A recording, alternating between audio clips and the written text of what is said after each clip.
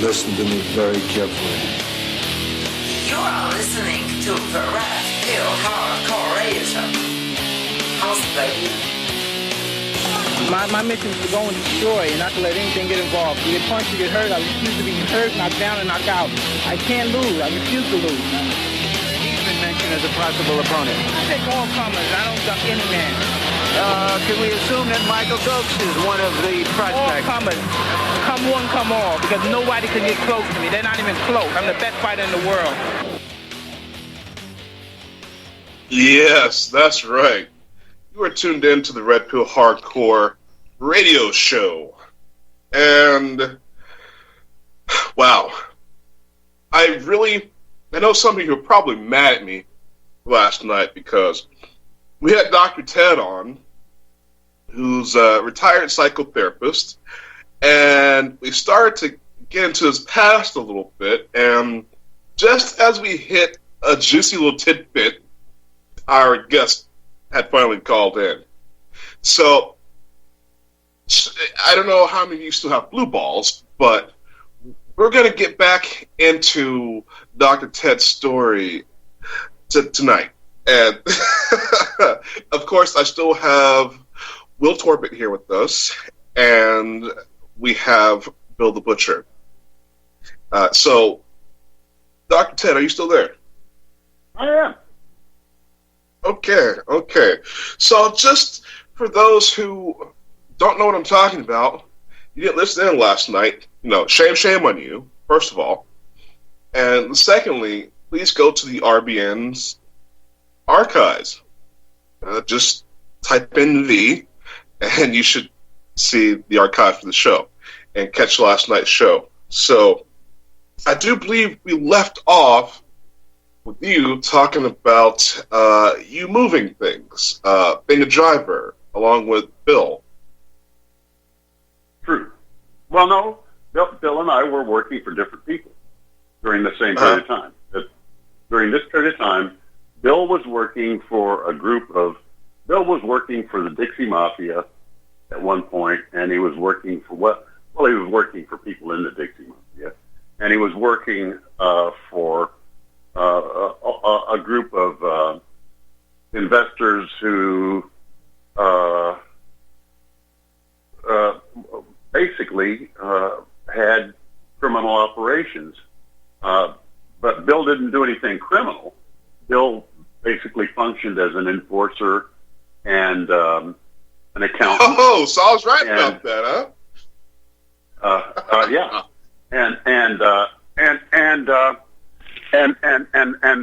from time to time as a person who worked in security. Now, Bill's work in security is what got me to working for the trucking company, trucking/investigative agency in Seattle. And the way it happened, the way it came about was I worked for a man whose name is not well known today, but it was it was a household name for a while.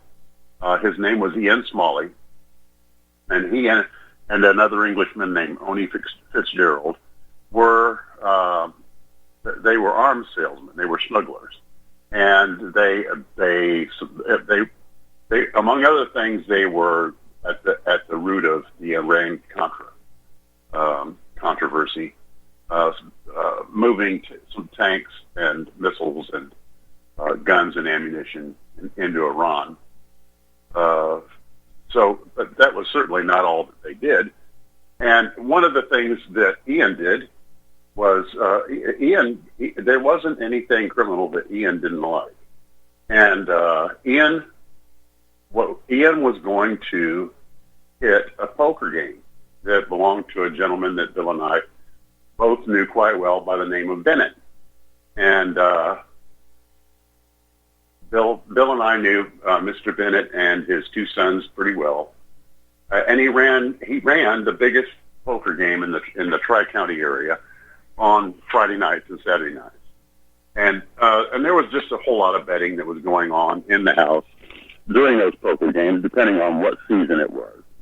And Oni wanted to hit that poker game, and when I found out where where it was, I decided I would not be a part of the operation because I knew that Bill would be there as security for the game, and I wasn't going to go into a room where Bill was going to be sitting with a shotgun and shoot it out with Bill, and so I went through I had a harrowing experience. I had a harrowing experience because Ian Smalley nor Orlin Fitzgerald, I would keep wanting to call him Oni because that's what everybody called him, were violent men who did not like, who when they gave you an order, that they expected that order to be obeyed. And I had always done a good job for Ian and for Oni, done things for them that I certainly wouldn't do again in my lifetime. And when I said no, I went in to talk to Ian in his office, and with Oni standing behind me, and I figured I was a dead duck. I thought they were I really thought they were going to kill me in that room. And what happened is Ian asked me. He said, "Tell me why you chose this life." And I said, "Because I want to be like you. I want to make a lot of money." Because at that time, that's what I wanted. I wanted to make a lot of money. And and Ian shook his head and said, "You'll never be like me. You can't be like me, because if you were like me, it wouldn't matter if my friend was there, acting as a security person for the game. I would still go in and do it. I'd still go in and do the job." And what he wound up doing was giving me a referral to this lady in Seattle, and that's how it came to be that I went to Seattle and went to work. I don't want to name the agency, but an agency that had formerly been just a trucking agency, but when the owner of it died, his mobbed up brothers were going to take the agency over. And she hired a bunch of rowdy guys that basically were in the promise-keeping business. So I went into the promise-keeping business, and over a period of about 8 months, I went from being muscle to being talent. I was able to figure out ways to get people to keep their promises without hurting them physically. And that got me very far ahead. Wouldn't you say, Billy? Wouldn't you say my advancement was rapid and high? Yeah, you went the other way. Like when I went to work for Norman Wells in Norwell Corporation during the same time, which you haven't mentioned, I worked in various clubs, I'll call them clubs, and various enterprises in Killeen and everything. And I was a bagman. And a bagman is someone, we had several clubs and several dance halls and shooting galleries and all this stuff. And my job was to make sure that the money got into the bank vault that night. You know, they had a big chute, you pulled it out, and they had a big canvas bag, and you had your deposit slips and the money and all that, and they'd drop it in there. And my job, I wore a long desert flakka. Look that up, fellas, flakka. I wore a long desert flakka, and under that flakka was a 12-gauge shotgun, and I carried a pistol. It was a Ruger Peacemaker 357, and my job was to shoot anyone who approached the depositor as he approached the bank. Okay, and I won't say what I did, but I will say I earned my money. I will say that and everything. So we were both working for the same type of industry, if you put it like that, and we both had the same idea, and Ted and I had made millions of dollars with Global City. We had made a lot of money, and we had been overthrown by a group within the family, the alternative family, that just, I mean, we lost everything we had. Ted lost his family. I lost mine. We lost everything. So we became very vengeful. We became very hateful, if you want to say that and everything. But we were basically involved in stuff that involved a lot of gunplay, a lot of things that the civilized white folk don't want to talk about. But that's who we were, and we progressed to where we are today and everything. Your thoughts, Ted? Well, I mean, looking at my own story, as far as Chuck Barris and the Gong Show, his story about the CIA and all that goes, it wasn't like that.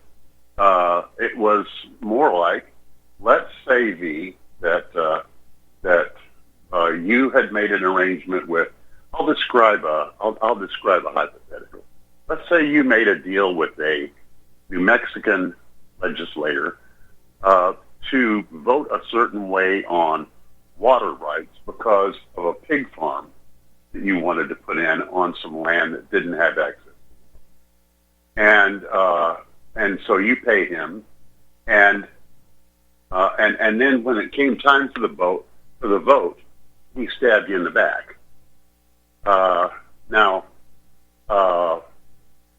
What I might have done would have been to have researched your life, gotten some information on researched the legislator's life, gotten the information that would be out there available to me because I could walk into call centers B, they'd give me a name tag, and then I could get this time and date to this time and date all of your public electronic records. So and plus I had access to other forms of information, informants and so forth and so on. And I would find the place where you go and secretly take your dump. And I'd get a picture or two of you taking a dump there. And then let's just say your daughter was getting married about that time. And I just decided I'd put a couple of photographs in the wedding in some wedding invitations that went out, and came to you and said, now if you don't pay the money back that was given to you, the rest of these photographs will be going out to the rest of the guests that have been invited. Wow. That kind of thing. Now, I know people look at me like, I'm this angel and this just super righteous activist, and I am. But I got a bit of a past too, and no record, by the way. But that's because I was a cleaner. I see. I didn't move bodies. No. Let me state this: I didn't move bodies. That's not what it was. Right. The word got around to me, and my friends, my crew. Corrupt cops did this. Corrupt cops did that, and the scene. Things are being investigated. Things just happen. If it's a situation where we know the government did some screwed up stuff, police force, those houses, those apartments with the yellow ribbons surrounding them, the doors, those were my places of business. We went in, we cleaned up evidence. So, right. You sanitize. I have stopped several people from being set up for stuff they didn't do. So that's a report in and of itself. Well, I don't mean to overshadow you. Well, I can't remember go the ahead. last time I kept the tag on my mattress. So. Oh no! There we go. Now, that's a federal crime. Yeah. So I turn you in. We're talking. We're talking time here. So if if you're more interested in it, V, I've been writing this up. Billy has actually, I actually have been writing this up in the forms of Billy. You remember the names of them? The arms dealer. Yeah, and you kept all our stuff kind of clandestine in that. Yeah, that was really artful of you. I'm really proud of you as a writer. But I wrote them up, and I didn't write them all up. I wrote some of them up and sent them out as podcasts. But they're at the time, I think we had a kind of a lousy distribution system, and just didn't have the audience that we needed, and so I kind of put that project on hold. But if you're interested, I'll be happy to send you. Some of them. the whole thing is with the TI community and the way that they have been subjected to what they've been subjected to. Now we have to weed out the nuts, and I'm going to be honest here, like the lady we had last night, everything. We've got to weed out the nuts, the people who don't know what they're talking about, and the people like Tom, who are truly targeted individuals, okay? And I'll go back to one of my original statements. I like to shoot people. I really do. It's a whole lot easier than talking with them, okay? I'm just an old West Texas gunslinger. First, ask questions later. But no, really, these people, they take our victims, our targeted individuals, as beat down, and they can't do anything and everything. Ted and I went through this up in Salt Lake City. We went up there, and they thought we were a couple of doddering old men. And it didn't work out for them at all. Not at all. We took the thing to task, and we absolutely tore that stuff up. And you notice I'm not using bad language like our guest the other night, but we tore that stuff up because we absolutely, Ted and I, we don't play. We don't play at all. And we're old, and we know exactly what we're doing and everything. And when you attack a targeted individual who's truly targeted and everything, well, then you face us, and then you have a bad day, and then you don't go to heaven. Okay, you got see, that's what it is. And I didn't even know it back then so much, but I've been fighting for targeted individuals my whole life. Even before I had to, roll up in a van, wearing a ski mask and doing all this and that, picking up computers and things like that from these places, because I had a couple of people who were being set up with child pornography, for example. Feds put child pornography on a person that I actually knew, grew up with, and hung around 24/7. It didn't happen. That's just not the kind of person he was. And I was on his computer, so I know it wasn't on there. Got hit one time, and after he came out, got hit a second time. Before that second time, we went and got those computers. So it's things like that. When the federal government wants to target you, I've been doing, I guess, this thing even all the way back into high school, junior high. There's the bully that's pushing on these nerds, wanting to stuff them in lockers. Guess what? When I saw that, the bullies were handled by me. So I've been doing this my whole life. So these are the kind of things that we need. Well, hold on. We got. I believe we are going into commercial break, and I know we're probably scaring the hell out of Will right now. So if he's going to have some, I know he's going to have some questions coming up here. And too late, Will. We're going to go ahead and go commercial break. You'll be cool, Will. You'll be okay, Will. You're going to be okay. Take 10 deep breaths, man.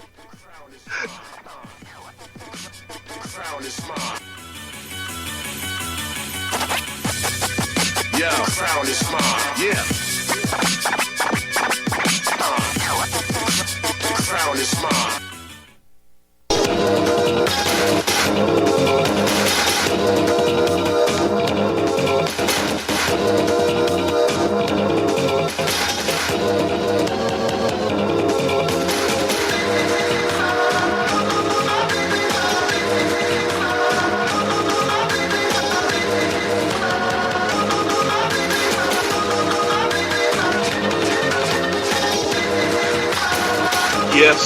Yes.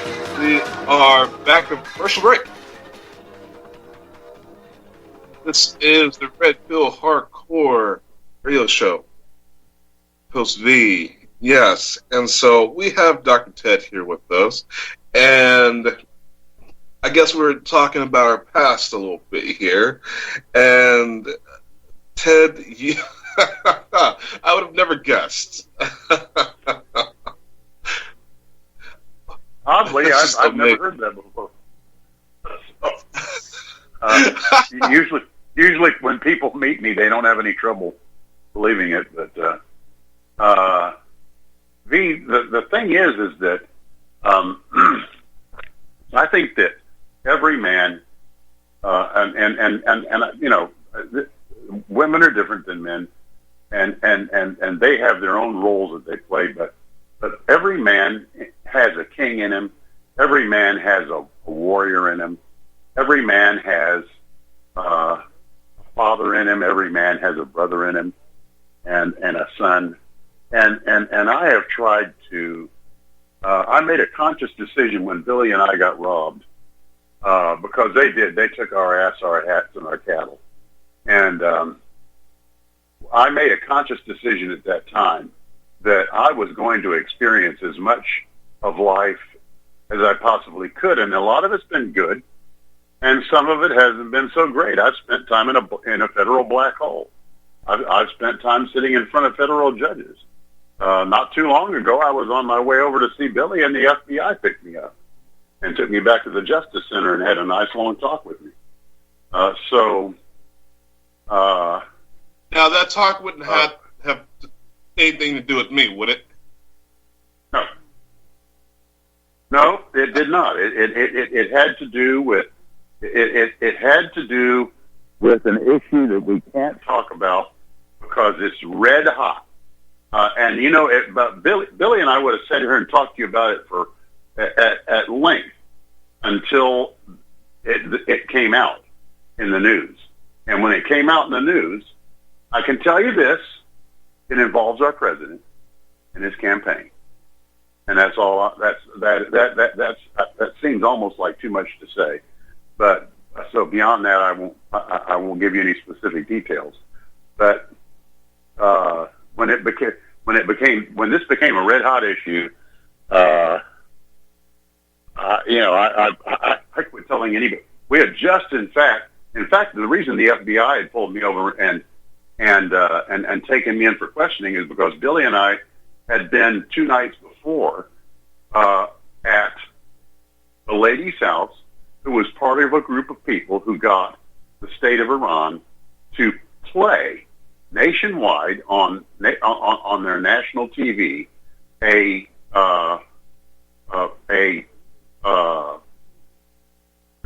Iranian translated version of an animated version of the film Pilgrim's Progress. So this in itself was a covert operation. And we had told her and her husband they were rabid Trump people, a story about me involving the president and his campaign. And 2 days later, as this was breaking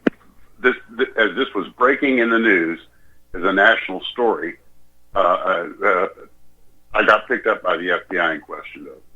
And it's just a good thing that the president had fired everybody, and practically he had disrupted all operations at the FBI and Homeland Security. And so these were a couple of millennial practically kids. And at the end of the exchange, they asked me some questions about an older thing involving Fast and Furious. And I referred them back to the federal judge who had already made a decision on it. And that was that. But, so it hasn't all been great. And there have been, Billy will tell you, there's a couple of things that have happened that keep me up at night. But by and large, I'm satisfied that I have lived a very full life.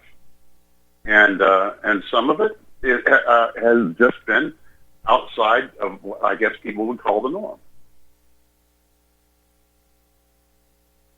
I'm gonna inject here a little bit. Ted is the more moderate of us. Okay, I'm not moderate. I'm more radical.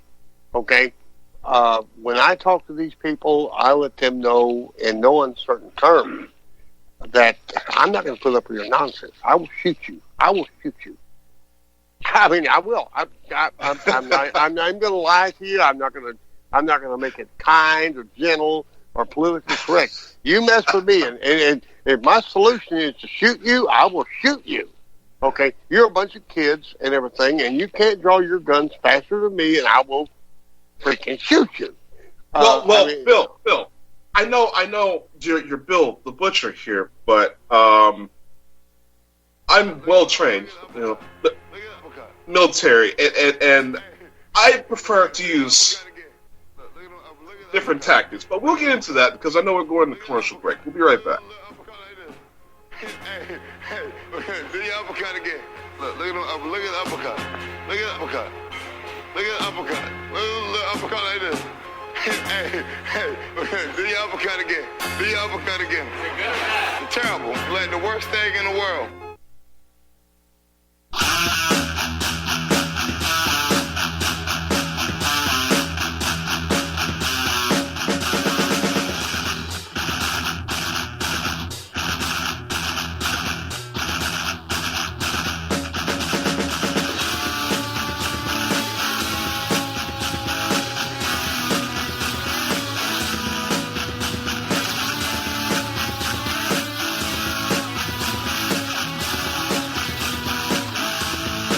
Yeah. So we're back from commercial break. This is Red Pill Hardcore Radio Show, and I do believe we're getting a hardcore tonight. I think we're getting a double dosage of the Red Pill. I do know that I feel your sentiments there, Bill. It's just guns are great and all, and I am a red-blooded American, but I really like my enemies to take themselves down, and it's really not hard. It's really not hard. But let me say it's for me. It's if they want to open their mouths, for me, it's an ironclad rule. These people want to do something, I'm going to hold them to it. Me, I can't be caught up in their law. I cannot be held for what I say because of the way things work. Okay? I don't bow down to your law, but they will have to be held for everything they say. And if it gets to a point where words aren't working, well, you are Bill the Butcher, but I am very good with cutlery. Really? Well, it's like this. It's like this. Okay, it's as simple as this. Okay, I have lost my entire family, my entire fortune. I have lost 3 mansions. I have lost everything to these people. Okay, and so I bring them into the arena. Okay, I bring them into the arena of where we're all working on, and yeah. And oh my God, it's so politically incorrect. What you have said, oh my God, what have you said? What I said is what I said. And preach nonviolence. Yeah, what I know, I ain't no nonviolence. No, I ain't no nonviolence.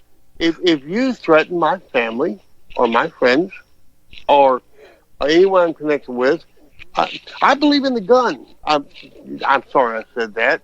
Who said that? Did I say that? Yeah. I believe in the gun. I believe in what we're doing. Okay? I believe in what we're doing. And I'm just that kind of guy. And Ted, he comes on, and he's a clinical psychologist. He really is. I am not a clinical psychologist. I will shoot you in the head. That is my solution to all my problems. That's what I do. That's what I do. It's just. I'm sorry, but usually V has these quotes that are so poetic. But I think Bill wins today. I am not a clinical psychologist. I will shoot you. I thought. At least for myself here, I'm always preemptively nonviolent, but I will do whatever it takes in self-defense. And, you guys bring up an interesting point. When people start passing that line, you have to check them, because these people are habitual line crossers, and if we don't check them, they're going to keep trying to cross that line. So it's always good to be peaceful, but to have that self-defense for sure. And Will, did you just use Charlie Murphy line? Yeah, I sure did. I'm glad you recognized that. But no, Ted and I, he brought our history up, and that's our history, and we're not going to lie. We're not going to falsify what we are, what we've been, and everything. We're not going to do that. But this is good for the TI community. When we went up to Utah, they expected a couple of doddering old men. Okay, that's what they expected, and what they got was decidedly different. Okay. And like I said, and I'll repeat, and I'll shut up, okay? I like to shoot people. I really do. I like to shoot people. It's a whole lot easier than talking with them, okay? Okay, well, for you video gamers out there, I don't know if any listens to this show, but one of my favorite games, Lynch and Kane. You, Bill and Ted, you remind me of Lynch and Kane. If anybody wants to check out that video game. But I want to talk to Dr. Ted here real quickly, because your history is so extensive. Now, you said you worked for some agencies, but I know that you have worked for the agency at some capacity. Does any of your story, do you want to go into any of that? Well, let me just give you the beginning and the end real easy. And that is that during the Bush administration, and much more during the Obama administration, they began to kind of piece law enforcement up. They began to, at the federal level, they began to break it up. And when they passed the Homeland Security Act, what happened is that a lot of the work that had been done by professional law enforcement was now being done by, it was now being given out as contracts to Wells Fargo, the Pinkertons, and also some of it was given. I mean, it was given out to private investigative agencies based on their track record, and our agency got some of that work. So, undoubtedly, one operation in Honduras comes to mind. There was some agency work, but I couldn't tell you that I ever met anybody from the agency, because all my communications were done either via the bulletin board that I worked off of, or phone calls with people that I knew inside my own agency. Okay. Keep it real impersonal. Just doing ops. Mm-hmm. Okay. Wow. And I've gotten backhanded by them too, over that Fast and Furious thing. I got backhanded by, and it was by the agency. I mean, and when they brought me back into this country, the FBI took it, and it was a mess. And I would say, wouldn't you say, Billy, that was pretty much the end of my career in that capacity? Pretty much. You walked away from it at that point, and we had everything we were doing was strolling the wind. But we couldn't tell everyone what we were really doing, and even now, right now, we can't tell you everything we did, because a lot of it, well, frankly, the statute of limitations doesn't run out. I'll be honest with you. They never run out. It never run. No. Some of the stuff we did. The bounties may never run out. So yeah, it never runs out. And speaking of bounties, bounties. well, hold on. Speaking of bounties, there was a message put out, because once we got the news that Ted was having heart issues, having issues with his pacemaker, Anthony put it out all over the web that you were having these issues and that you were probably being assassinated, and for everyone to remember Dr. Ted because he was coming into the TI community to help. Now, the information I got from Bill seemed as though, right along with it, that your situation started getting better. You started getting healthier almost immediately. That's true. These people don't like the light shown on them. Okay? Now, was there some tampering done with your pacemaker? I have no idea. I'll tell you what's interesting, and I hadn't really thought about it, but it dovetails right into what you were saying, and probably I'm going to have to do a little research to satisfy my own curiosity. But shortly after this period of time you're talking about, where my condition was being made known to other people, and I started getting better.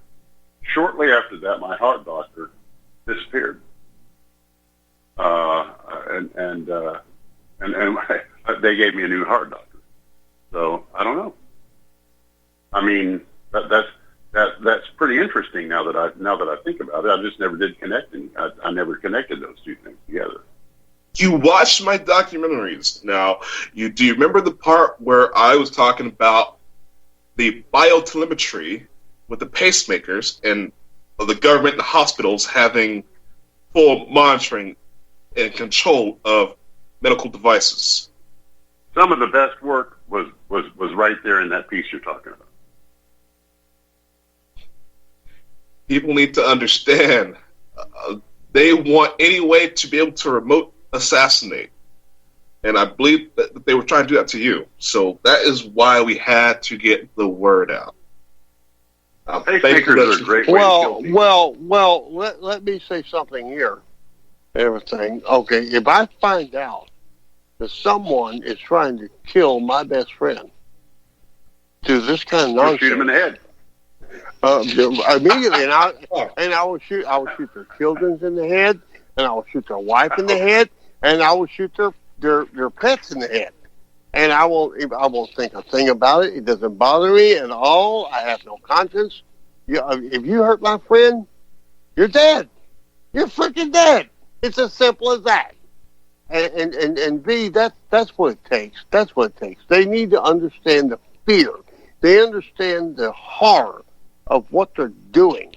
You're attacking people who are not hurting you, people who are out there trying to search for the truth. You hurt my friend, I'm going to hurt you, and I will hurt your 3-year-old granddaughter. I will hurt everything about you, and I will horrify you. I will absolutely horrify you. Your thoughts? Well, these people manslaughtered Anthony Thompson's children. This is why you see this man on a rampage every day online. This is why he put our media together. This is everything that we've done. Anthony Thomas data mined the NSA. Okay? This is why we have what we have, the knowledge that we have, and of course we figured out most of it too. You want to attack a man's family? And no, I mean, it wasn't like some killer stuff, but manslaughter. You're going to take a man's child away and put them in a position where they're going to die. You're going to put a campaign, a psyop, and put when they're hackers onto his ex who's pregnant with his child and convinces her to terminate the pregnancy. This is the kind of stuff the shadow government does. And this is exactly, I know it seems like a roundabout way, but, we're all going for blood. And just to play the devil's advocate, again, I'll reiterate that I do not believe in any preemptive violence. But, I mean, if you take a look historically, this country was started over a 3% tax on tea. We're taxed upwards of 30 to 40%. Family courts is kind of similar to what you're alluding to. They can just go without a warrant, take your kids, and then make sure legally they take them, quote unquote legally, without a judge or a jury. We're $22 trillion in debt. We're taxed up the yin-yang. We're in the longest, most illegal war in U.S. history. Back in the day, at least in the Vietnam era, people would be out in the streets marching. So, I mean, we are up to our neck with corruption and taxation. But I still believe in peaceful answers. But, I mean, because I think part of that is because not everybody is awake to who the people that are really the problem, and that could cause some tension. But I think in Puerto my Rico experience, stands out in stark disagreement or opposition to what you just said there. Well, those people had to come out of their homes and threaten violence to the governor before he would leave. Now, Dr. Ted, in my experience with psychopaths, when it comes to dealing with psychopaths, they have what's called the reptilian brain. Okay, these are your lower vibrational energy people. This is the lower thought process. The only thing these people understand is consequences. You can tell them, you can keep telling them, but when they start losing theirs, then they start waking up. That's my experience, anyways. Yeah, I know. Definitely, psychopathy is related to the amygdala and what has been called the reptilian brain. Yes. And it's because and we understand so little of it because we place no value on. In fact, I would dare say that less than 10% of Americans even know what emotional intelligence is, much less have any understanding of how it works in their own lives and the lives of them. The NSA has something called the love int, or love intelligence, where they're spying on your relationships, and they will purposely send people to break up homes. They use honeypots and things of this nature. Absolutely. Reminds me of the guy that was running for president, not Chet Edwards, but was it Chet Edwards? John Edwards. John Edwards. There's no doubt that woman who looked just like his wife, or very much like his wife, and the type of woman that he was consistently dating, and she got pregnant, and John Pecker, of all people, the guy that runs the National Enquirer, runs a story on it, and now John Edwards is no longer. He would have been president, and so yes, absolutely. And the police use these tactics all the time. They know just exactly how to manipulate what they have control over to break a person down. I'm thinking right now about that guy in upstate New York, that Jamaican soccer coach. You know that story? I believe so. Yes. Yeah. When they made him strip down naked and they took pictures of him, detailed pictures of his body as he was naked, and sent him out of the interrogation room with nothing but a paper suit on. He had to leave everything he had, his phone, his keys, his wallet, everything behind. He left with nothing but a paper suit. That experience broke him down. And when they started tampering with his relationship, it broke him down. And that's so that's, yeah, you're absolutely right. It's astonishing, isn't it? Lengths people will go to, but they're lengths that I've gone to, and I understand. I'd like to say one thing in all of it, and that is that I feel that I have moved on beyond what we're talking about in my own life. I feel that I'm ready for a life where I write. I feel like I've lived this life. It's been full. It's been full of experiences that are. You're right. It's a very a lot of stuff compressed into one life, and I want to write about it. I want to a lot of it all has to do in fiction, and I do in fiction. But I, for my own part, I'm like Will. I think that's why I got ahead as quickly as I did in the agency that I did, was because I could figure out other ways to pressure people into keeping the promises that they've forgotten that they've made. And sometimes sometimes I got twofers. Sometimes I got to knock out, corrupt sheriffs and cartel guys at the same time. So, I think we're all four of us civilized guys who have each of us had our own experiences that involved sometimes excessive force, but certainly force and violence, and we learned certain things from that, and we've moved on in our lives to wherever it is that we are right now. Absolutely. And Will, not me. Will and his nonviolent protest. I think that's good. That we got to put that baby-faced good usage out there. Great poster boy. Not me. He leaves a lot of empty-headed people behind. Ken and I disagree on this, but I truly believe when they see death at the doorstep, they will come to their milk. And that's my final statement on this project. Okay. Well, I'd like to. Well, I'm sorry. We'll wind down to the end of the show, but yes, Ted, some final remarks. My final remarks have to do with your guest tomorrow. We're going to have. We don't have a guest tomorrow. Yes, you do. Oh, we do. Okay. Tom is your guest tomorrow. Yes, Tom. Yes, absolutely. You're right. Why I Friday? I want the weekend to be here so bad. Well, I'll tell you what. You'll be glad you waited one day for it.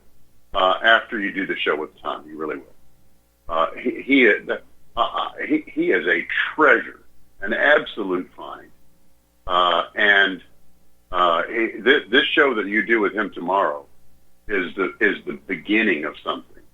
This guy is capable of creating a foundation for inquiry.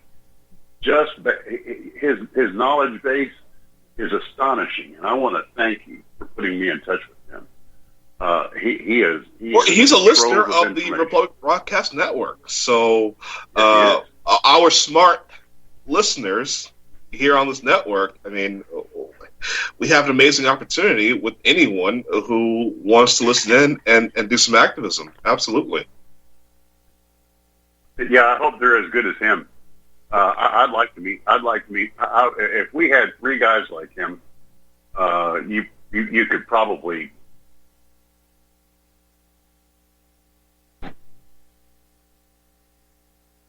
Okay, I think we lost his audio. But, yeah, so we're going to talk about, I believe, pollution, emissions, EPA, these sort of things. And I don't know, Will, do you have any experience with this subject? Well, I would just say that the EPA, I believe it was last year, the year before, they actually polluted a river far worse than anybody else, any, regular citizens or anybody, and they're doing far worse damage to the environment. They're supposed to be protecting it, and what you see is a revolving door with all these agencies and private corporations, whether it's the FDA, EPA, or so forth. And I mean, what happens is you got the roosters watching the hen house, or the fox watching the hen house. I'm not too familiar with that particular one there, but that's what happens every single time. And the people that are charged to do the protection of something, and I'll bring it back to DCYF or CPS, here in Rhode Island, 20 to 25 kids go missing a day. Kids are pimped out and kids are dying in DCYF care And that is the institution responsible for protecting our children. And they're doing even worse than the bad people that they're taking them from. So it's just another case in another sector. And on that note, Will, for those episodes that we do, we're talking about CPS, will you email them the links to the show? Sure, absolutely. Like all of them, to let them understand that they're being talked about, they're being watched? Yeah, of course, sure. People, that's what we need from you, the listeners. You hear a subject on the show, there's an agency that you think should have knowledge of what we're talking about, please let them know that, yes, they are being watched. Nothing they're doing is real cloaks and daggers, especially when I got the spotlight on them. You know, there is something bigger than the evil eye, and that is the public eye. It's bigger and more powerful. That's why they want us staring at the idiot box. That's why they want us, you know, at football games and just total distraction from what's going on in the world. And so we're coming down to the end of the show, and I want to say this is the Red Pill Hardcore Radio Show. I'm host V. And remember, in the land of surveillance, the man with the third eye is king. So educate yourself.